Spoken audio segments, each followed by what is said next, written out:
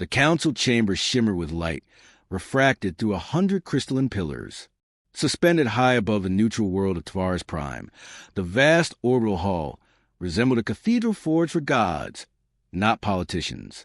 Delegates of 37 species filled their tiers, each wrapped in silks, chitin, or armored scales.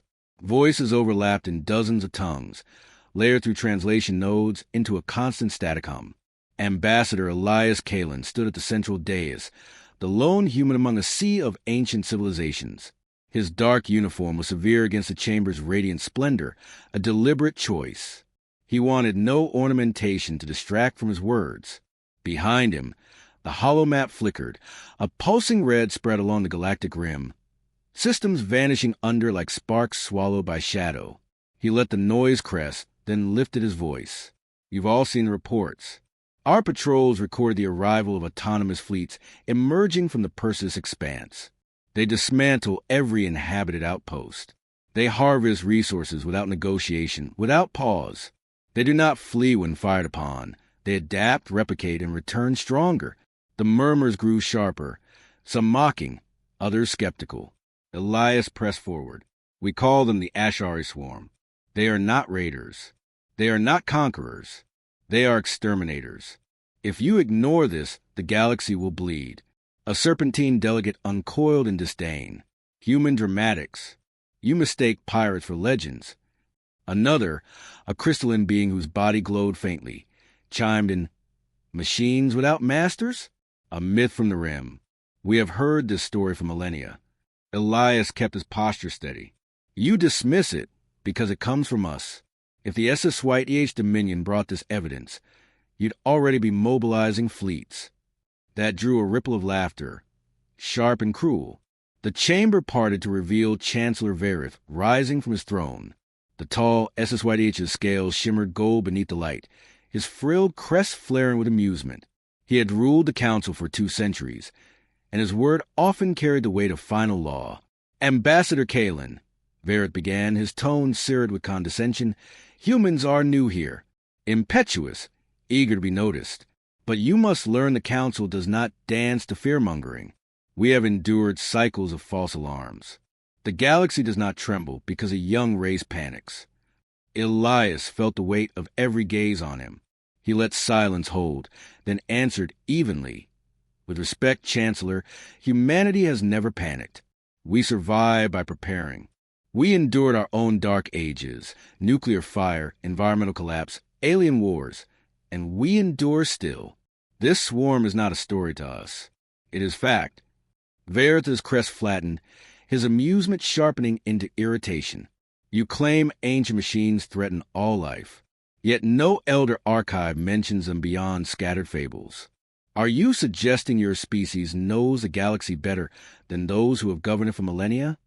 I am suggesting, Elias said carefully, that sometimes the young notice dangers the old are grown blind to. The chamber erupted again, voices clashing, some offended, others intrigued. A few younger civilizations leaned forward, their translators hissing with curiosity. But the elder blocks, SSYDH Vorin Thal, smirked openly. To them, humans were children shouting about monsters in the dark. Elias gestured, and the holomap expanded.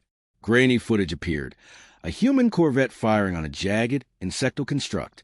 The construct's hull warped, sprouted new plating, and returned fire with weapons copied from the corvette itself. The battle lasted minutes before the human ship was torn apart. Gasps rose, but Verith waved a claw. A clever forgery, perhaps even staged by the Soul Alliance to manufacture importance. Humanity has long hungered for recognition. What better way than inventing a common foe? Elias's jaw tightened, but his voice stayed calm. Our pilots died sending these recordings.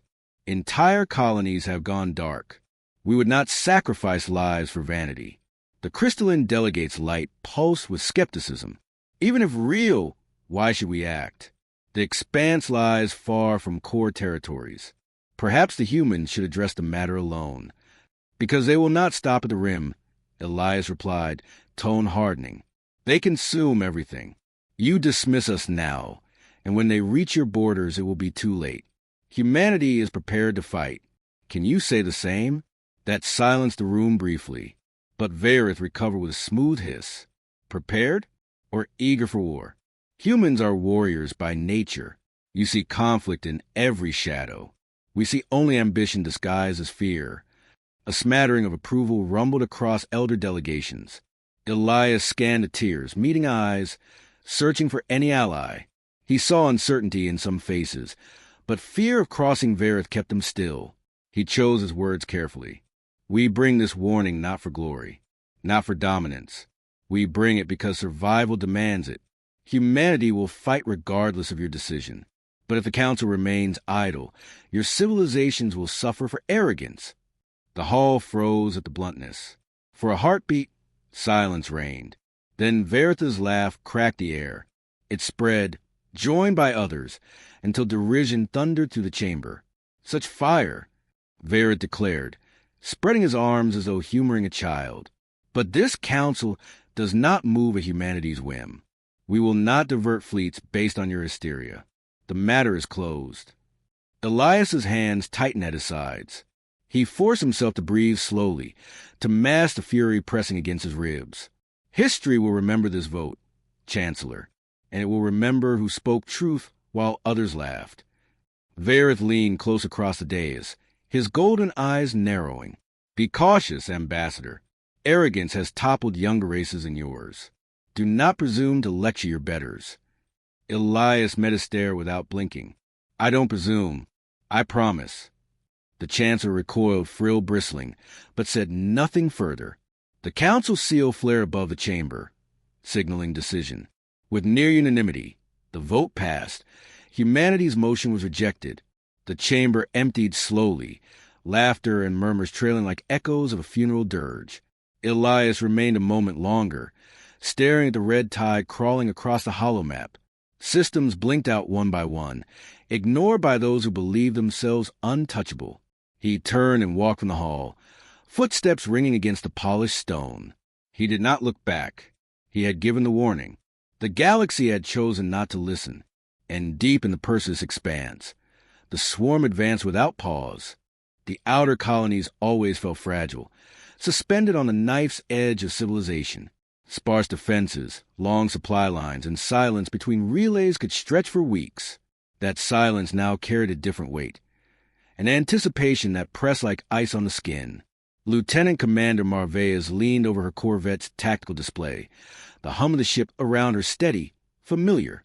She had spent 10 years patrolling the rim, but the readings scrolling across her console today were unlike anything she had seen. Contact bearing 317, her sensor officer reported, voice clipped, not on registry, no transponder. Speed steady. Formation adjusting in response to our scan. Mara frowned. Adjusting how? The officer's hands danced across the display. They're mirroring. Exact counterformation. They're copying us. The bridge went still.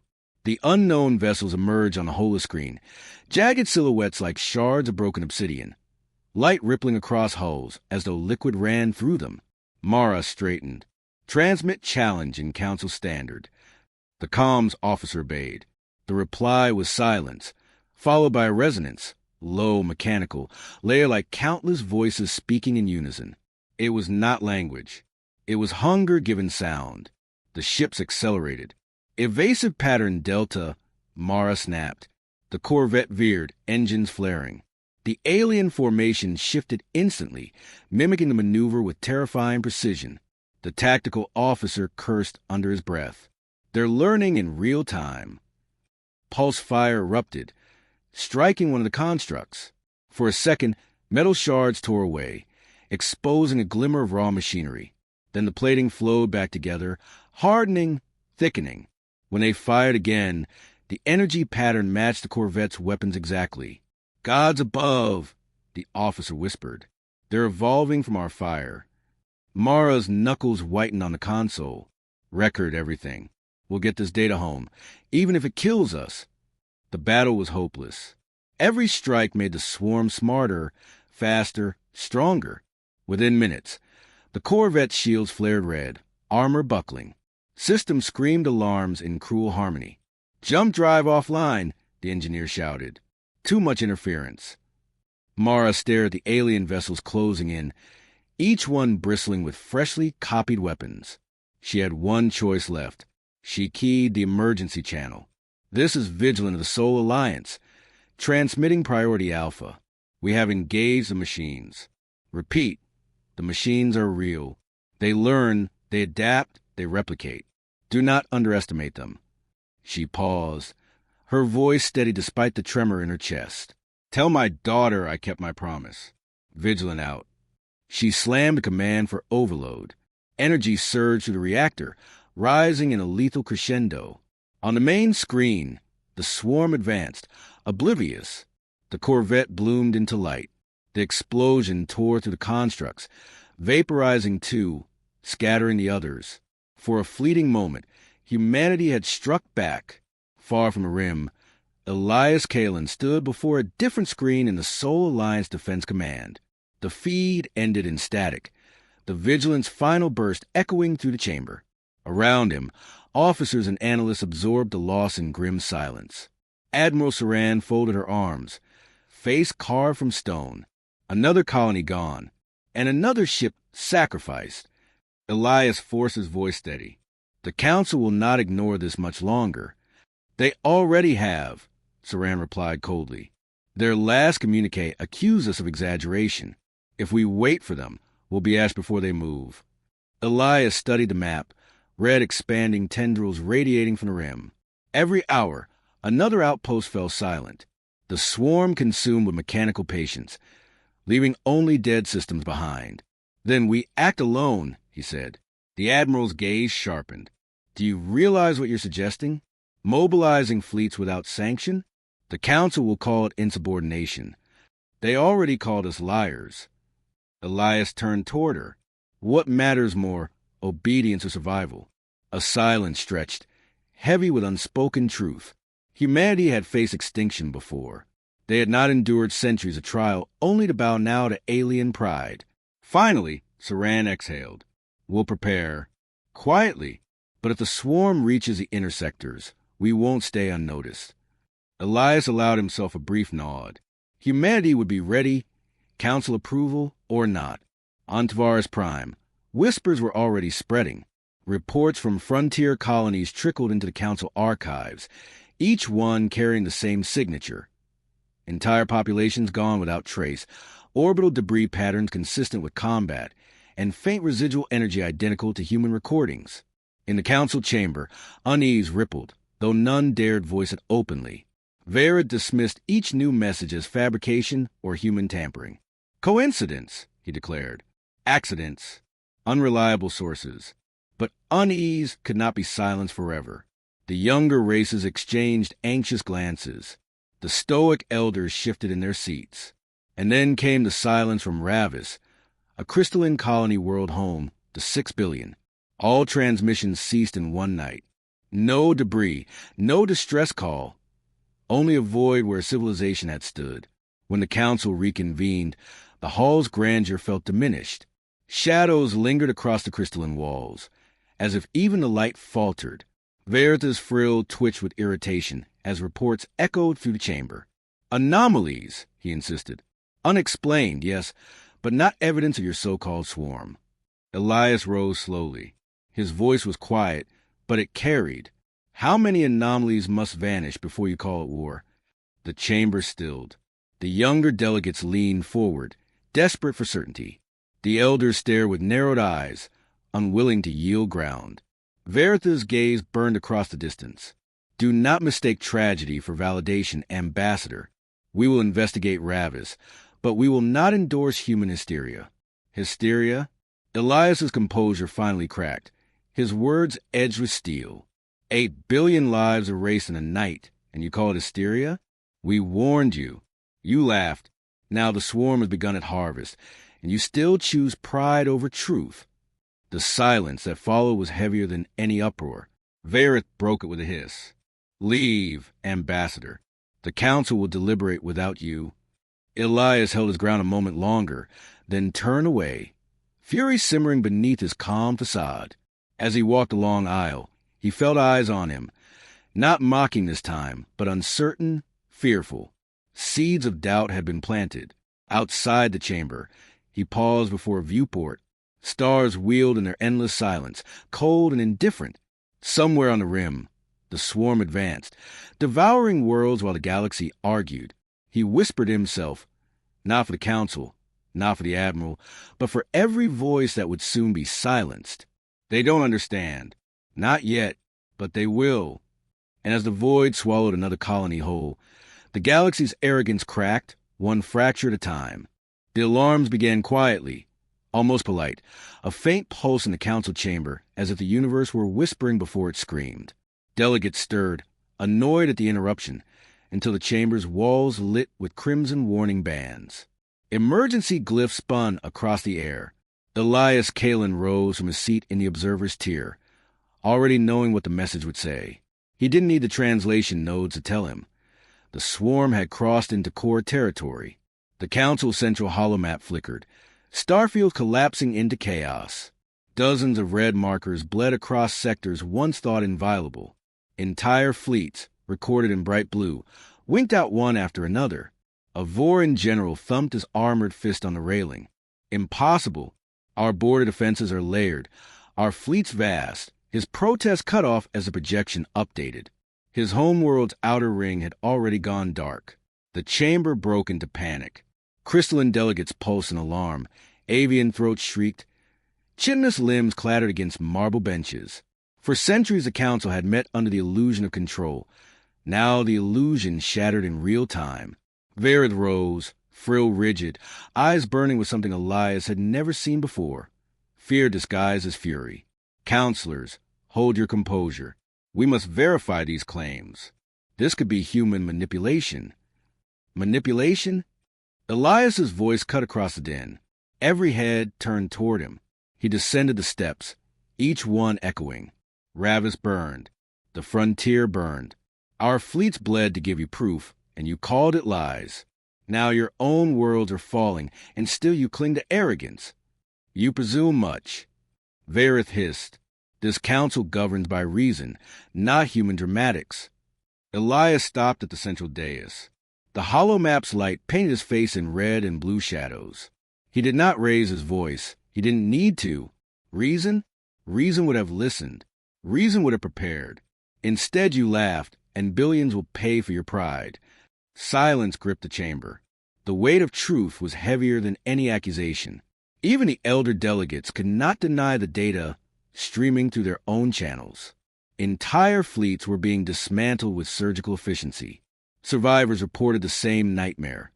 Ships that learned with every volley, that returned enemy fire stronger than before, that harvested the wreckage to build more themselves.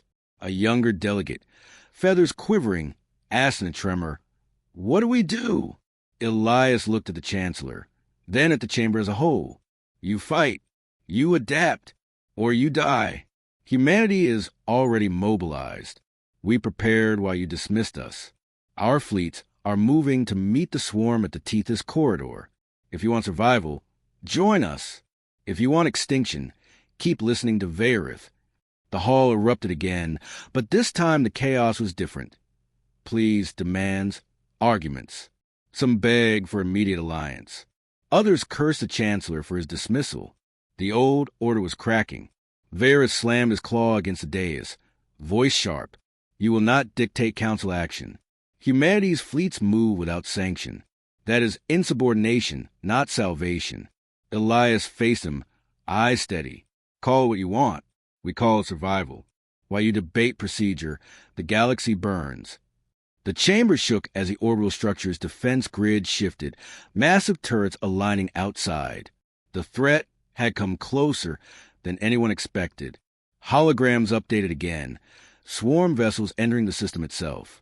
A crystalline delegate's light dimmed in terror. They're here. The chamber descended into raw panic. Guards rushed in, weapons charged, shouting for order. Sirens wailed deeper, longer. Elias turned to Varith one last time. You asked for proof. Now it has come to your door. Humanity stands ready. What about you? The Chancellor's golden eyes flickered with something caught between rage and despair. He did not answer. Outside the station, space convulsed. The swarm poured into Tavares Prime's orbit like a tide of black knives, thousands of vessels glinting with shifting armor. Council defense fleets surged to intercept, but their formations shattered instantly. Every volley the swarm endured made them sharper, faster, deadlier. Elias watched from the viewport as alien cruisers died in blossoms of fire. He had seen battle before, but never devastation so absolute. Ships centuries old, symbols of dominance, reduced to debris in minutes. Behind him, aides whispered frantically. They're breaching inner defenses. Command channels overwhelmed. Council guard collapsing. Elias pressed his hand against the glass. Humanity's ships would arrive soon, but not yet. For now, the Council's might was exposed as brittle ornament, nothing more. An officer rushed up, uniform scorched from a near hit. Ambassador Kalen, evacuation protocols are active. Shuttles are loading. Elias shook his head. Not yet. Not until I've said what must be said. He strode back into the council chamber, now half abandoned, chaos echoing in every tier. Those who remained clutched at desperate fragments of control. Varys still stood at the dais, Frill trembling with barely restrained panic. Elias's voice rang out. This is the cost of your arrogance. You mocked us when we warned you. You laughed when we bled. Now you beg for escape, while the swarm rips through your fleets. Humanity does not take joy in this, but we will not be mocked again. Delegates fell silent, hanging on his words. Even Varys could not muster interruption. Elias leaned forward, his tone sharpened into command. If you want survival, stand with us. Follow our fleets, adopt our tactics, or face extinction. The age of council complacency is over. Either you adapt with humanity, or you fall without us. The chamber quivered with unspoken recognition. The balance of power had shifted. Outside, another fleet collapsed into wreckage. The swarm surged closer, black machines reflecting the fires they had kindled. Elias lowered his voice, but it carried with finality. The galaxy chose to ignore us once. There will not be a second chance. The void above Tavares Prime boiled with fire. Swarm vessels spread in waves, black silhouettes glinting with stolen weaponry, consuming everything in reach. Council ships scattered like startled prey, their once proud fleets ripped apart in precise, merciless strokes. On the station's command deck, Elias Kalen stood rigid before the viewport, listening to the chorus of disaster through the comm feeds. Every scream, every plea for reinforcements painted the truth across his face. The council was broken. Defensive lines collapsing. An officer reported, voice flat with shock. Sector Gamma lost. Enemy advancing towards central orbit. The Chancellor's voice rasped over the channel. Strained but defiant. Deploy all reserves. We will not. His order cut off as a SSYTH battleship vanished in a plume of molten fragments. Elias closed his eyes briefly. Then the feed cracked with a new signal. Steady, familiar. This is Admiral Saran of the Sol Alliance. Task Force Arden has arrived. The viewport flared with light. Out of hyperspace thundered humanity's fleet.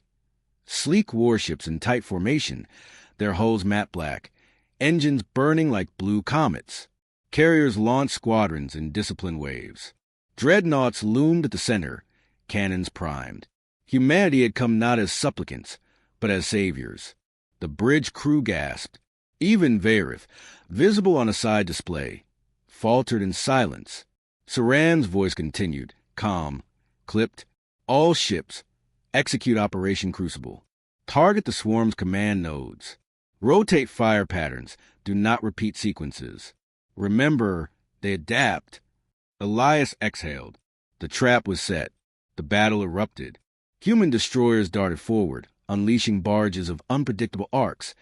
Angled shots, staggered timing, varied yield. The swarm shifted, but every adaptation met a new variation before it could stabilize. Adaptive cycles holding at 30 seconds, a tactical officer reported. They can't learn fast enough. Carriers disgorged strike wings, fighters weaving in irregular spirals, scattering decoys that pulsed false signatures. The swarm fired at ghosts, buying humanity precious minutes. Dreadnought Resolute advanced, its spinal cannon charging with a low hum that rattled bones. One shot lands through the darkness, vaporizing an entire cluster of enemy ships. Elias gripped the railing, awe tightening his chest. Humanity's fleets had always been underestimated. Too young, too reckless, too fragile. Yet here they were, cutting a path where ancient empires had failed. On the council channel, a crystalline delegate's voice shook. They're holding them back. Varys snarled. Do not yield, are the children. Elias cut in. Children? Look outside, Chancellor, who stand between you and extinction. Vareth's frill quivered, but no reply came. The swarm retaliated. A wave of constructs surged at the human line, reshaping mid-flight into spear-like rams. 2 destroyers were skewered, bursting into fire. The survivors countered instantly. Mines deployed in chaotic scatter patterns, detonating in overlapping waves. Dozens of swarm vessels shattered. On the Resolute, Admiral Saran's voice remained firm. Losses acceptable. Maintain rotation. Push them back. Inside the council station, panic began to ebb, replaced by something sharper. Hope. Delegates leaned toward their displays, watching the impossible unfold. Elias turned from the viewport and strode into the chamber, where survivors of the council session still clung to their seats. He spoke over the din, his voice commanding. You see now, they are not invincible, but they can only be beaten with discipline, sacrifice, and will. Humanity prepared because you would not. One delegate whispered, and you came anyway, even after we mocked you. Elias's gaze hardened. We came because survival leaves no alternative. Outside, the battle reached crescendo. The swarm clusters folded inward, attempting to envelop the human fleet. Saran anticipated the maneuver. Execute Breakhammer. The human formation split in 2, feigning collapse. The swarm lunged into the gap, straight into a trap. Concealed cruisers decloaked, unleashing concentrated fire on the exposed flanks. The trap snapped shut, slicing the enemy formation apart. A roar of approval swept the council chamber, as if they themselves had struck the blow. Elias did not join. He knew every cheer mass human deaths measured in dozens, then hundreds. Victory was never clean. Still, momentum shifted. The swarm began to pull back, movements less coordinated. Humanity pressed, driving them from central orbit, forcing them beyond the planet's gravity well. Saran's final order rang across all channels. Now, all dreadnoughts, synchronized strike. 8 beams ignited as one, merging into a blazing line that carved through the enemy command node. The construct shuddered, split, and detonated. The swarm ships nearest it froze, then drifted lifeless. Cheers shook the chamber. For the first time in weeks, the galaxy saw the swarm retreat. When silence fell, Elias stood in the center of the chamber, every gaze fixed on him. The hollow map displayed wreckage fields, human ships regrouping, survivors rescued from shattered stations. He turned slowly toward Vareth. The Chancellor's scales had dulled, his frill limp, pride collapsing under the weight of reality. You asked us to prove ourselves, Elias said evenly. We did, and we bled for your survival. The question now is whether you'll keep pretending humanity is beneath you, or whether you'll listen before it's too late again. Vareth opened his mouth, but no words came. The silence was answer enough. On the command feed, Saran's voice cut in. Ambassador, the swarm's retreat is temporary. They'll return with more. We must prepare every world, every fleet. Elias nodded, his eyes sweeping the chamber. You heard her. Humanity cannot fight this war alone. If you value survival, you will follow our lead. No more laughter. No more denial. The delegates exchanged uneasy glances.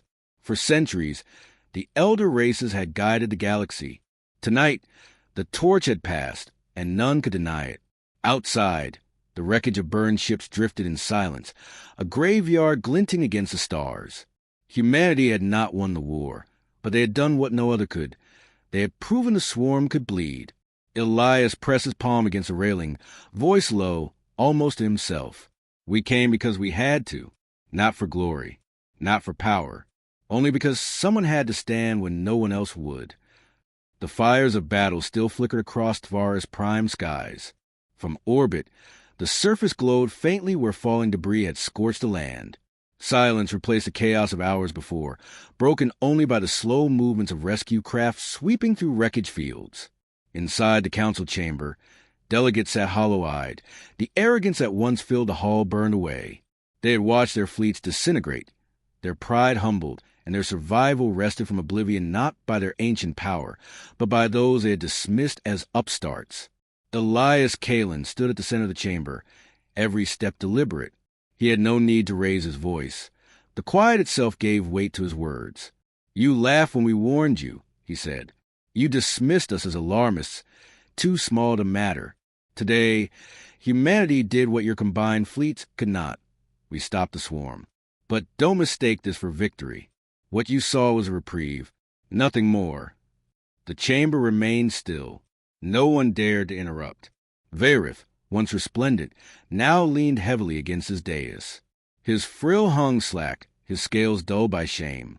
When he finally spoke, the sound carried no venom, only weariness. "Your people fought with precision, with resolve. You saved us. I cannot deny it."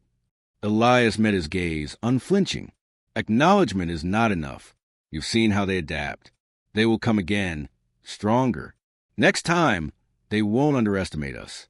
And if we meet them fractured, divided, this galaxy will not endure." A crystalline delegate shifted nervously. "You would have us take orders from you?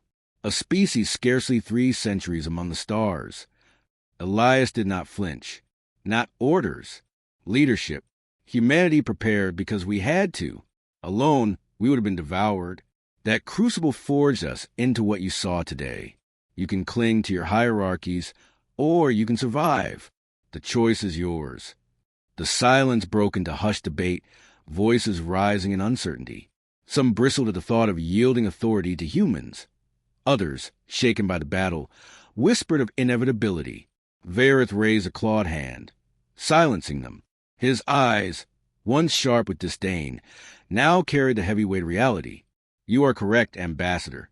We mocked your warnings. We failed to see what you had become. For that blindness we paid dearly." His words hung in the chamber like a confession. For the first time in living memory, the Chancellor of the Council bowed his head. Not to another elder race, but to a human. Elias inclined his head slightly, acknowledging the gesture without triumph. "Then let us be clear. Humanity will not abandon you, but we will not fight your war for you. Every fleet, every world, must stand ready. Unity or extinction. There is no other path." Hours later, aboard the Sol flagship Resolute, Admiral Saran stood beside Elias in the strategy bay. Holographic projections of fractured fleets shimmer before them, highlighted in red and green. "Our losses are significant," she said, voice even but edged with fatigue. 17 ships destroyed, hundreds dead, but the swarm is retreating. That buys us time. Time to unify them, Elias replied. If they squander it, today means nothing. Saran studied him. "You realize what you've done down there. You've shifted the balance. They'll never see humanity the same way again." That was the point. Elias's tone was quiet but resolute. "We didn't come here for gratitude. We came because no one else could do what had to be done. Now they know it." Saran allowed herself the faintest smile. The galaxy just got a new leader, whether they like it or not. In the following days, news spread like wildfire. Across 1,000 systems, broadcasts replayed the images. Human fleets carving through the swarm, dreadnoughts firing in perfect unison, and above all, the retreat of an enemy thought unstoppable. On worlds once scornful of Earth, crowds gathered to watch the footage in stunned silence. In others, they cheered. Some wept openly, realizing survival was still possible. Humanity, once dismissed as reckless newcomers, now carried the weight of expectation. They had become the shield of the galaxy. Back aboard the Council station, Varys sought Elias in a quiet observation deck. The stars stretched wide before them, calm now but carrying the memory of fire. The Chancellor's steps were slow, deliberate. "I have led my people for decades. I have faced wars, crises, betrayals. Yet never have I known such humiliation as today. and never such clarity. Elias did not turn from a viewport. Humiliation is temporary. Extinction is permanent. Veritha's frill twitched, faint with amusement despite himself. You speak without fear, even to those who once scorned you. Because fear doesn't change truth, Elias replied. And truth is what you saw out there. Humanity doesn't want your throne, Chancellor. We want a galaxy that survives. Vera stood beside him, watching the debris field shimmer against the stars. Then perhaps survival demands that we learn from those we once dismissed. It was not surrender, but it was enough. The weeks that followed forged something new. Council fleets began refitting with human tactics in mind. Training regimens shifted. Worlds that had once argued endlessly over precedents now held joint sessions with human advisors. Slowly, painfully, a fragile unity began to take shape. For Elias, it was a beginning, not a triumph. He knew the swarm would return, stronger, sharper, more relentless. The war was not won, only delayed. But for the first time, there was hope. Humanity had lit a fire in the heart of a dying galaxy. On the eve of his departure, Elias stood again in the chamber. Delegates waited, their eyes no longer mocking, no longer dismissive. He spoke not as a petitioner, but as the voice of a people who had earned their place.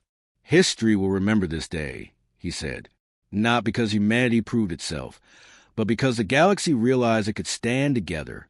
If you falter, if you retreat into pride, everything we fought for will be ash. But if you hold fast, if you prepare, we may yet carve a future worth living. He paused, letting the weight of the moment settle. Humanity will fight, with or without you. But if you stand with us, then we will not just endure, we will prevail. No one laughed this time. The chamber erupted, not in derision, but in applause and resonance, in something deeper than agreement, belief. Later, alone aboard the Resolute, Elias allowed himself a single deep breath. Beyond the viewport, the stars stretched wide and silent. The same stars humanity had once feared were too vast, too hostile. Now they were no longer vast enough to silence them. Humanity had spoken, and the galaxy had listened. The war was not over, but the future belonged to those who dared to stand.